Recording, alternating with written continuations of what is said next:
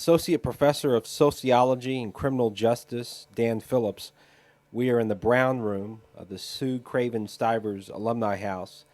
The way this works is while you enjoy a beverage of your choice, you get to discuss a topic of your choice. And the topic you have chosen is the recent riot at North Point Training Center on August 20th, which occurred right outside Danville, Kentucky, about an hour away from here in Columbia, Kentucky. What are your overall impressions about what you read about the riot? Well, it sounded like to me that what happened is some inmates were disgruntled. They got together and started a riot. It didn't look like it was a full-scale riot of the entire prison. It was good in that nobody got killed. I mean, there are a lot of riots that leave several people dead. What you do have is extensive structural damage, but thank goodness it wasn't more than that. Is there a common thread that runs through most prison riots, or is every prison riot unique?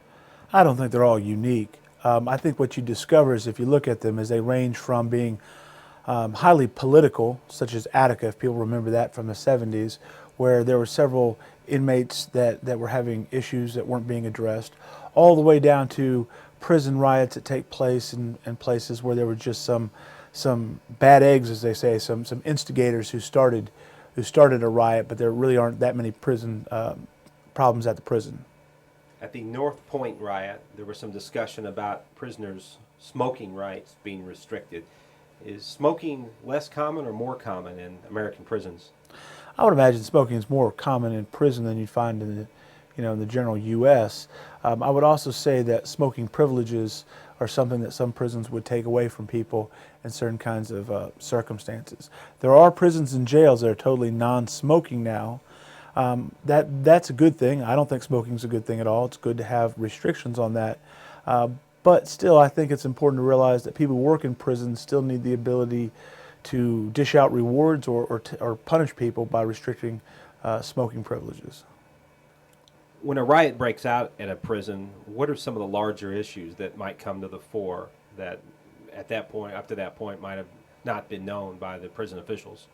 I think what you need to do is anytime there's a prison riot, you need to treat it like a major plane crash. If people come in and investigate, find out what they can find out, you might discover that it's nothing more than some instigators that can be transferred somewhere else.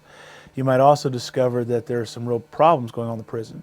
I have no idea about this prison in particular, but in general in the United States, we're having overcrowding in prison, which could lead to riots. If that's the case, then you expect to see more riots down the road.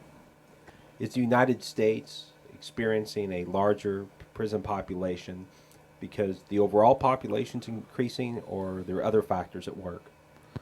I think the thing you need to remember is the prison population is growing much faster than what you'd find in the United States. I think if you went back to the 50s and compared it to now, the prison population is probably 10 times what it was, whereas the U.S. population may have doubled in that time, something along those lines. Most of this growth taking place since the early 1980s. One thing people need to realize is that when they want to be tough on crime, sometimes what they try to do is just make longer and more mandatory sentences. The problem with this is you got to take care of these people. It can cost $20,000 at a minimum to take care of people in prison. It could cost upwards towards 100,000 people. Some states like California now kind of have the equivalent of a nursing home component to their prison to put their aging people in. So we are being more punitive. We are making sentences longer. We are making more mandatory sentences, trying to take those decisions out of the hands of juries and prosecutors and that kind of thing. We are definitely much more crowded than we've been in the past. I think I'd have to check the numbers. I think Russia might have more people locked up per capita than we do, but we have more people locked up than almost any country, or per capita than almost any country in the world. With the growing U.S. prison population, are we likely to see more or fewer prison riots over the next few years? I don't know if there's going to be more or not. I doubt there would be fewer. My guess is that what we need to be is cautious about there being more. I mean, I don't think it takes much more than common sense to realize if you take any group of people, 6 people live in your house and you put 7 in there and then 8 and then 9 and then 10, at some point there begin to be some real problems, some real issues. Many people in prison will break down along, many of the gangs will break down along race lines. They may become very territorial in prison. You put more prisoners into the same group, same structure of a prison, you're going to find that the chances of there being more riots increase. Everybody watches TV shows, Law and Order, or watches any TV show. They see the police, they see the courts. They don't see much in the way of prisons. Then when anybody pays any attention to prisons, they pay attention to death row, or they pay attention to some kind of exotic sort of prisoner somewhere. The truth of the matter is, 2 million people, which is half the population of Kentucky, is locked up on any given day. And they're locked up, and we need to sit down and come up with some real game plans to what we want to do with them.